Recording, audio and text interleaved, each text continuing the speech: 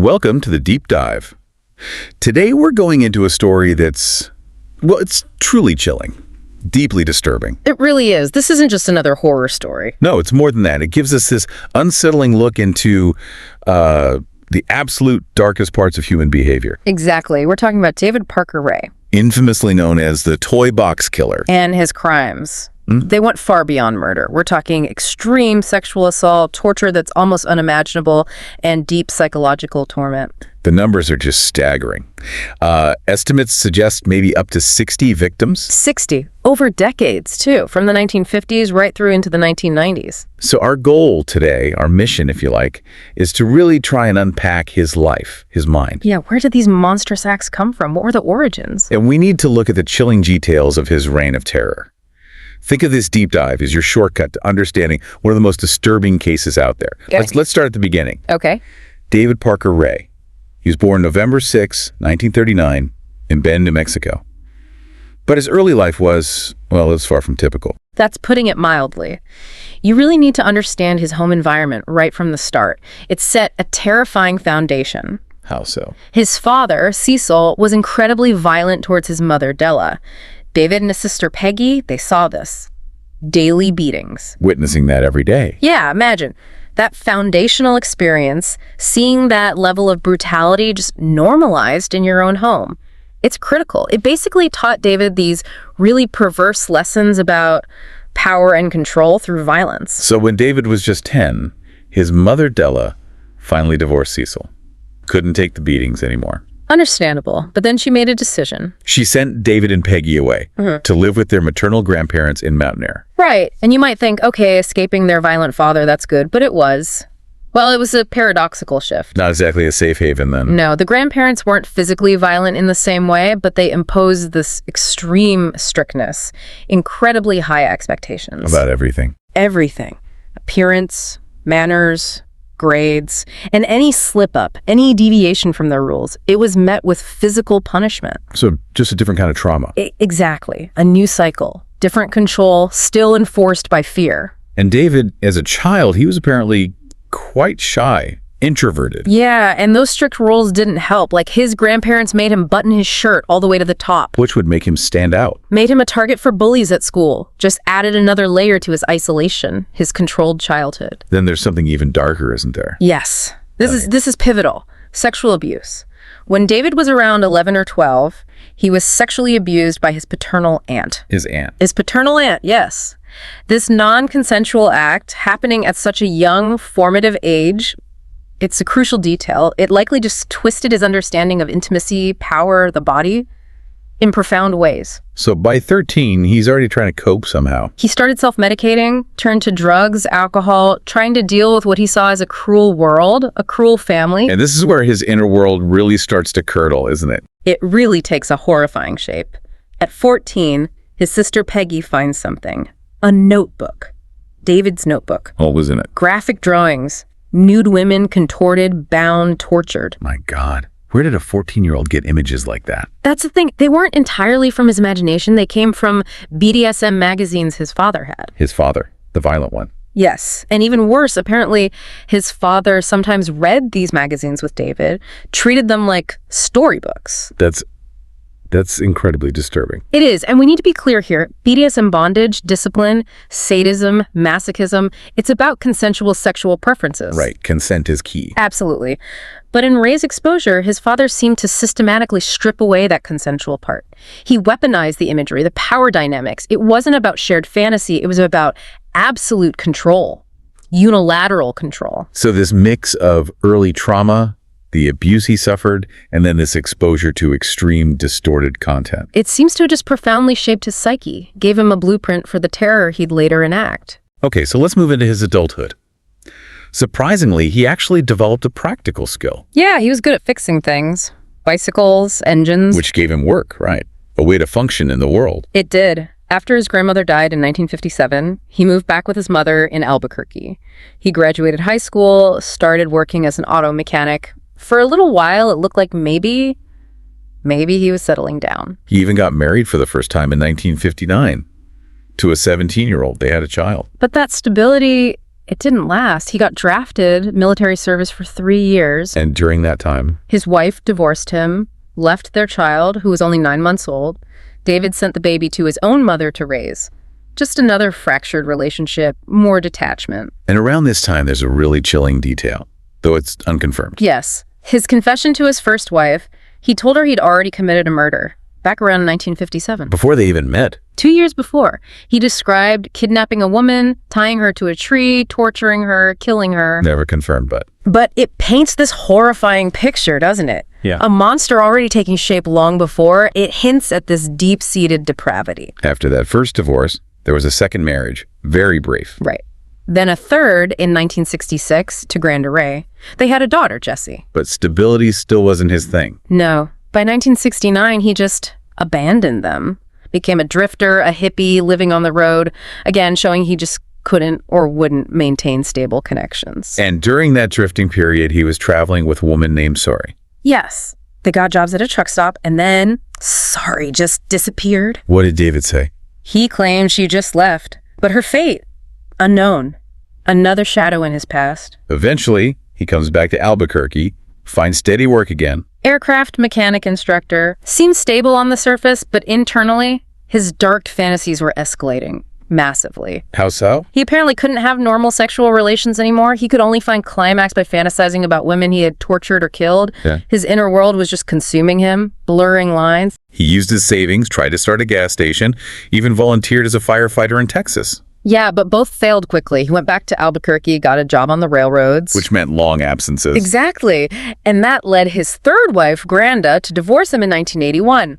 But interestingly, their daughter, Jessie, she stayed with him. That divorce seems like a turning point. A big one. He deliberately cut ties, changed his surname to Parker, his mother's maiden name, almost like shedding his old identity. Then he marries again. Fourth wife, Johnny Lee. Jesse moves in with them. And crucially, around this time, he rents land near Elephant Butte Lake, New Mexico. Elephant Butte Lake. This becomes central, doesn't it? Tragically central. This remote land is where he sets up his operation. He starts making and selling bondage gear. Yes, ropes, but also custom-built torture devices. Things like chairs designed specifically to lock a woman's legs open, with spikes positioned to cause agony if she tried to close them. Just diabolical. And the remote location near the lake. Perfect for disposing of bodies, operating completely unseen. What's truly shocking here is Jesse's role and how the system failed. It's devastating. Jessie knew what her father was doing, and at first she tried to get help. She went to the police. In June 1986, yes, reported him to Albuquerque police, said he kidnapped, tortured, even sold women as sex slaves in Mexico. And the police. Their inaction was tragic. They basically just questioned David. He denied it all, and that was that. So no consequences. None. And that apparent lack of repercussions, Right. it led to this horrifying shift. Jessie, feeling helpless, unheard, maybe trapped, she started actively participating in her father's crimes. A direct result of the system failing her. Absolutely. And with Jessie now complicit, David's methods just escalated dramatically. He started studying psychology. Not for insight. To learn how to inflict maximum mental trauma, he bought a trailer, 22-foot, windowless. The toy box. That's what he called it. Or Satan's Den, Satan's Dungeon. He soundproofed it, put heavy locks on it, air conditioning, even a portable toilet. And inside. A museum of terror. Ropes, chains, handcuffs, and his own inventions. A vaginal dilator with nails. Special leg braces. The planning, the meticulousness. It's profoundly disturbing. And his fourth wife, Johnny Lee. Knew nothing about the toy box, his activities. Their marriage ended in divorce too. David then moved permanently to Elephant Butte, worked as a park mechanic, fully immersed in this horrific lifestyle. He'd built his own private hell. Then, in 1998, Cindy Handy enters the picture. Introduced by Jessie, Cindy was 39, long criminal record theft, drugs. And their backgrounds had disturbing parallels. Striking parallels, yes. Both had severe childhood trauma, including sexual abuse. Cindy by her stepfather. Both experienced neglect, instability, leading to lives of crime, violence. So they bonded over this shared history. That and a shared interest in the kind of non-consensual BDSM Ray practiced. He told her everything, the torture, rape, murder. And Cindy, she wasn't horrified. She became his eager accomplice. Their method was chillingly specific. Calculated. They targeted sex workers, believed they wouldn't be missed, less police attention. They'd solicit services, then abduct, imprison, torture, rape. psychologically brand them so they'd be too traumatized to speak out. Until March 22, 1999. The event that finally brought it down, a 911 call. An operator heard a struggle, then the line went dead. But the operator didn't dismiss it. No, her intuition was absolutely critical. She called back. A man claimed wrong number. But she persisted, alerted police, sent them to Ray's address, 513 Base Road. And before the police even got inside? A neighbor saw something horrific. A naked woman, bleeding, running down the street, wearing a metal collar with a chain. Cynthia Vigil. Yes. And inside Ray's house, police found, well, a nightmare. Dilapidated, dirty, dark windows. A bed in a weird place. Blood-stained sheets, broken glass, a bloody ice pick. Restraints? Ropes tied to the bedpost. Torture devices everywhere. In other rooms, a human-sized box, a coffin with restraints inside, BDSM magazines, drawings, a complete den of terror. Cynthia Vigil's testimony. Yeah. It's almost impossible to comprehend. Unimaginable. Abducted 3 days earlier. David and Cindy posed as park rangers, blindfolded, handcuffed, locked in the trailer, driven for hours, And the torture. designed to utterly break her. Tied to the bed, spread-eagled, that metal collar chained to the headboard. Then David played her a tape, A tape. pre-recorded, an hour long, detailing the gruesome torture she was about to endure, pure psychological warfare. And then the physical torment began. Assaulted, raped, hung from the ceiling, electric shocks causing her to black out repeatedly. Even when they weren't actively torturing her, they just kept her there, restrained, watching TV like she was furniture. He even showed her photos of previous victims. How'd she possibly escape? Incredible bravery, pure will to survive. On the third day, David went to work. Cindy was guarding her, stepped out for a cigarette. And left the key. Left the key to the collar on a table. Cynthia, with unbelievable ingenuity, used her feet to get it. While Cindy was outside. Yes, but as she was trying to unlock the collar, Cindy came back in. A violent struggle. Cynthia hit Cindy with a lamp, finally got the collar off, ran for the phone, made that 911 call. The one that got cut off. Exactly. Cindy hung it up. Cynthia then grabbed an ice pick, struck Cindy in the head, a serious wound, and fled, naked, bleeding, to a neighbor's house. Just incredible courage. And then the bizarre twist at the hospital. Yeah, Cynthia and Cindy end up at the same hospital, even see each other. Cindy tries to play the victim, blame Cynthia, discredit her by saying she was a heroin addict. Which Cynthia admitted to. Yes, with raw honesty. Doctors needed a saw to get that steel collar off Cynthia's neck. And afterwards, she defiantly threw it across the room. What resilience. David and Cindy were arrested quickly, trying to flee. Cindy went to the hospital for a head wound. And while separated from David, she started talking. Her initial confession was crucial. What does she reveal? Confirmed David's victim preferences, large-breasted, Asian or Latina sex workers, his use of fake badges, his human trafficking activities at Friend Lake, and how he disposed of bodies feeding them to animals on a farm he owned. How many did she say he killed? Approximately 40 women, buried across New Mexico, Texas, Arizona, even Alaska, which explains why finding victims was so hard for decades. But police still faced a huge challenge. No bodies, little hard evidence. David was meticulous, burned photos, kept vague journals, just numbers of rapes, no names. He erased his tracks incredibly well. So the police shifted strategy. Yes. With no bodies for most victims, they had to focus, find other survivors, living witnesses. And they did. Angelica Montano came forward. First survivor after Ray's arrest, lured by Cindy a month before Cynthia, held for 4 days, tortured, raped by both. How did she get away? Pleaded for her life, mentioned her child, promised not to tell. They let her go. But tragically, when she tried to report it earlier, a passing officer just dismissed her story as intoxication, didn't believe her. Which highlights a terrible danger. Underestimating victims, yeah. Then they found Kelly Garrett from a video found in the toy box, identified by a unique tattoo. Kelly knew Jessie, David's daughter, but had no memory of being tortured. Amnesia. Induced amnesia. Police realized David drugged victims. Sodium pentothal, phenobarbital, powerful stuff to make them forget before release. Did Kelly's memory come back? Slowly, yes, when they told her about the drugs. In 1996, after a fight with her husband, Jessie lured her to David's.